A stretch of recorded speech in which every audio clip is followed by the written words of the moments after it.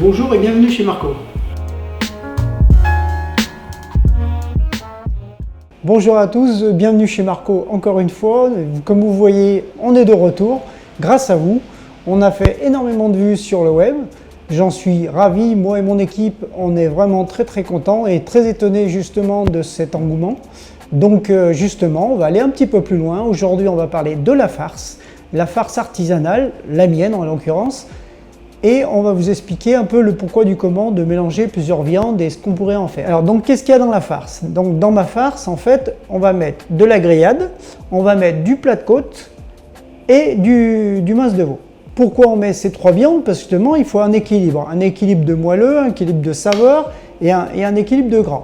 Donc ce qu'on va faire, c'est qu'on va aller chercher la matière, mais avant d'aller la chercher, on va se préparer. Donc on va mettre un tablier blanc, qui est obligatoire, c'est pour l'hygiène. Voilà, on se prépare tranquillement. On a le temps, on est en famille. Et voilà. Donc on y va. Voilà. Donc voilà la grillade. On va la désosser. Et on y va. On suit bien les os. On prend un maximum de viande, pas de gaspillage. C'est interdit de gaspillage.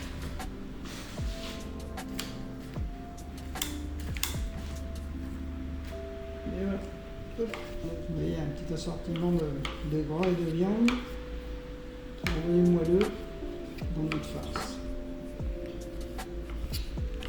Chaque morceau a son importance. Le goût, le moelleux et le gras. Et voilà. Là, on a suffisamment de veines de gras pour donner du moelleux. Avec un petit peu de gras dur, ça c'est important. Il faut un peu de gras. Bon, voilà le mince de veau. Donc le mince de veau, c'est devant la poitrine. On enlève bien tous les cartilages, les grosses peaux. Hop. Dessous, vous avez les cartilages. Ici, on appelle ça les baguettes. C'est les morceaux d'os qui sont le long des côtes. On continue. Alors, on fait le tour des os.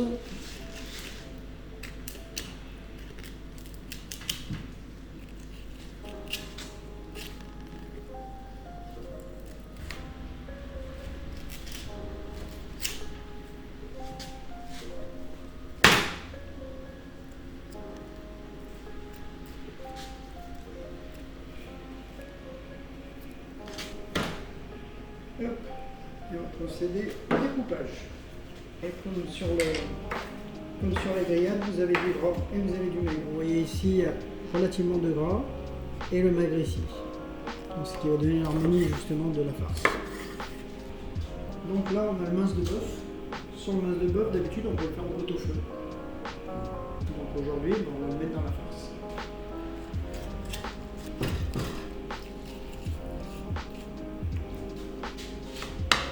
On enlève le cartilage.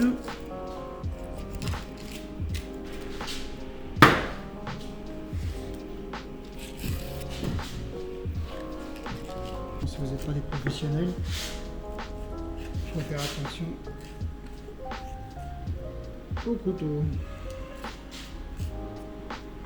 Voilà. Là, il faudrait qu'on ait le même poids dans chaque viande.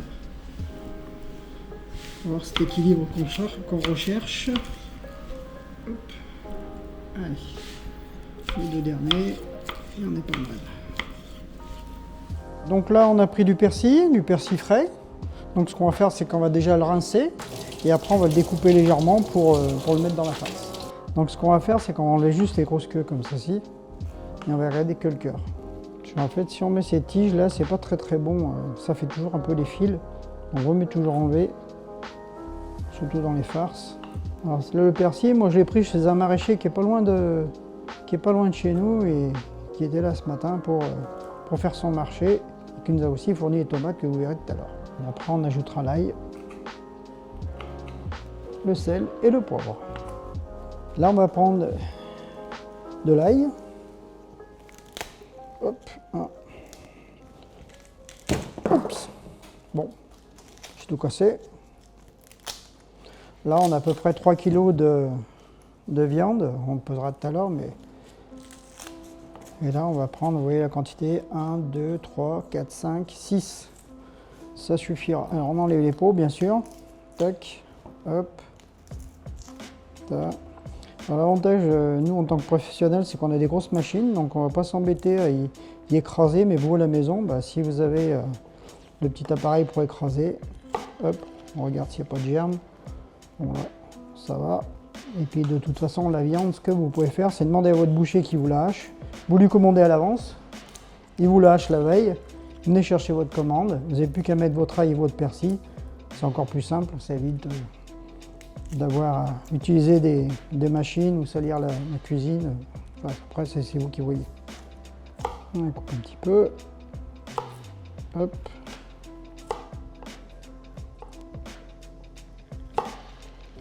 Et voilà. Ce qu'on va faire maintenant qu'on a découpé les viandes, qu'on a fait les 3 sortes de viande bien équilibrées, on a haché le persil, on a découpé l'ail en gros morceaux. Ce qu'on va faire, bah, moi étant donné que j'ai une grosse machine, je vais tout hacher en même temps. Vous à la maison, bah, vous pouvez hacher séparément. Et après, on mettra le sel, le poivre. Pour vous, ça sera 20 grammes entre 15 et 20 grammes de sel par kilo. Allez, on procède au hachage. C'est parti! Alors, ce qu'on va faire, on allume et on met un petit morceau de chaque, un peu de persil, un peu d'ail, de la viande. Donc on va bien mélanger les viandes, le bœuf, le veau, le porc. Ça nous favorise déjà le pétrissage. Alors, il y a des poussoirs, hein. Bien sûr il y a des poussoirs qui existent, mais bon. Moi j'aime bien toucher la viande, donc j'y fais avec les mains. J'ai les mains propres, tout va bien.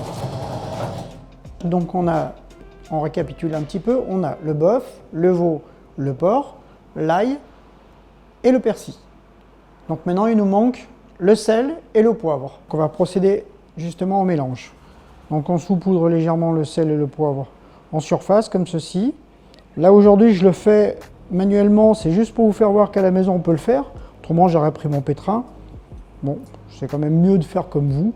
Je trouve ça plus sympathique. Donc, on n'hésite pas. Hop, on met notre poivre. Voilà. Et on va juste mettre un peu d'eau pour favoriser justement le mélange comme on a fait avec la merguez, mais avec un petit peu moins d'eau parce que sur une farce, il ne faut pas mettre trop d'eau. Donc on met un petit peu d'eau en surface comme ceci pour favoriser le malaxage. Et c'est parti, on y va. Donc on fait bien le geste de fermer le poing et passer la viande entre les doigts. On part du bout du plat jusqu'au fond et on recommence ça plusieurs fois. Alors on pétrit bien que ça passe entre les doigts, il ne faut pas avoir peur, il faut bien malaxer. Quand on a fini un côté, on va chercher l'autre, on le ramène. Vous voyez la différence. Et tant que c'est pas homogène, on continue. On va en faire à peu près 3 fois comme ça. Le geste. Hop. Voilà. Voilà, monsieur. Donc voilà, nous avons pétri notre farce. Elle est terminée. Donc finalement, qu'est-ce qu'on va en faire de cette farce? Eh bien, c'est simple. On peut faire tous les légumes possibles. Les tomates, les poivrons, le chou. On peut faire des paupiettes. On peut faire des rôtis de veau. Il y a plein de choses qu'on peut faire. D'ailleurs, à propos de tomates, j'en ai quelques-unes et je vais vous donner une petite astuce justement pour monter des tomates. Dans les règles de l'art, bien sûr. Allons-y. Là, c'est des tomates à l'ancienne. Et en fait, elle nous a été confiée par la Terre des Gones. La Terre des Gones, c'est un maraîcher qui est sur Rieux. Donc, tant qu'à faire, on va les faire travailler et embellir cette belle farce. Donc, tout de suite, on va laver les tomates. Alors, c'est bien sûr que les tomates de luxe, on peut prendre des tomates un petit peu plus simples, un peu moins chères. Nous, on a voulu marquer le coup. Et on a fait des belles tomates. Donc, voilà. Donc une tomate, il y a un côté dur et un côté souple. Donc on pourrait croire que le côté souple c'est celui-là. Eh ben non. Donc on enlève la petite si elle veut bien, bien sûr, parce que des fois, il y a des réticentes. Donc, vous, ce que vous faites, en fait, souvent, bah, vous coupez comme ça. Eh ben non, parce que la stabilité de la tomate, elle est comme ça. Donc, qu'est-ce qu'on fait? Eh ben, on va la couper comme ça. Parce que quand je mets toutes mes tomates dans ce sens-là, bon, déjà, pour celles-ci, elles sont pointues, donc on le voit à droite et gauche, mais les autres aussi. Donc, ce qu'on va faire, c'est les couper comme ceci. On va les creuser avec une cuillère qui doit être par ici. Voilà. Une petite cuillère, c'est-à-dire je pique. C'est pas la peine d'aller chercher trop loin la tomate. Hein. Juste ça. On enlève juste ça. Qu'est-ce qu'on met dans la tomate? Est-ce qu'on met une farce comme ceci? Ou est-ce qu'on améliore? Ben moi je vais l'améliorer, on va pas laisser comme ça. Une deuxième astuce. Du lait, des œufs, et si à la maison on a du vieux pain, on peut prendre du vieux pain. Là moi j'ai de la panure, je vais prendre de la panure, de la biscotte éventuellement. Ça c'est vous qui voyez suivant ce que vous avez. Utilisez toujours ce que vous avez à la maison que d'acheter quelque chose. Hein. On gâche rien, c'est très important. On prend la farce. Hop, on la met dans le cul de poule. Un petit peu de lait, ça vous voyez, il ne faut pas trop en mettre parce qu'après c'est très mouillé. Et après on ne peut pas faire les boulettes. Les œufs.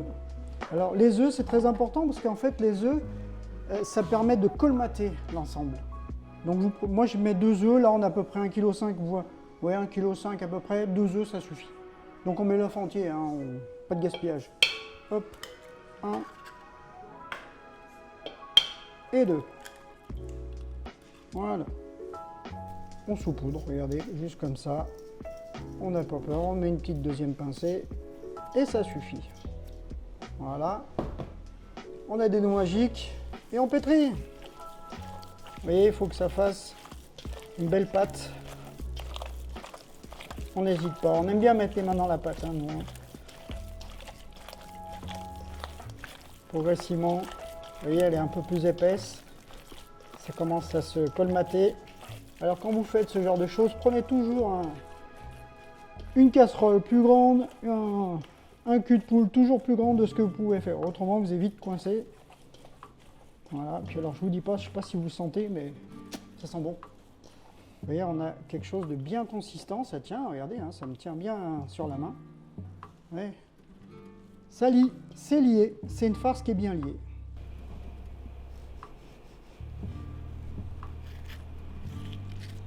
Au fond de notre plat, pour pouvoir faire nos tomates farcies. Pas de gaspillage, c'est très important. La chair va vous faire le jus.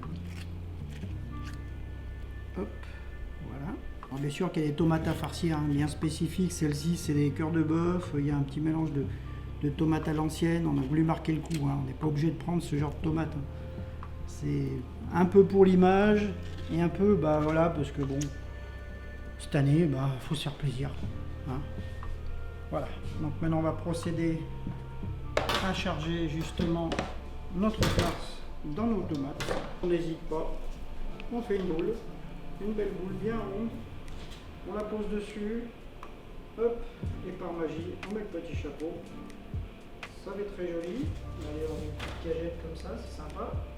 Je dis, nous on est gourmands, on aime bien que ça déborde. Donc on les fait bien charger. Il n'y a pas que de la tomate, c'est une tomate farcie. Donc il y a de la tomate et de la farce. Donc il ne faut pas hésiter. Toc. Voilà. Alors, un joli petit plateau, ça va être très sympa ça. Toc.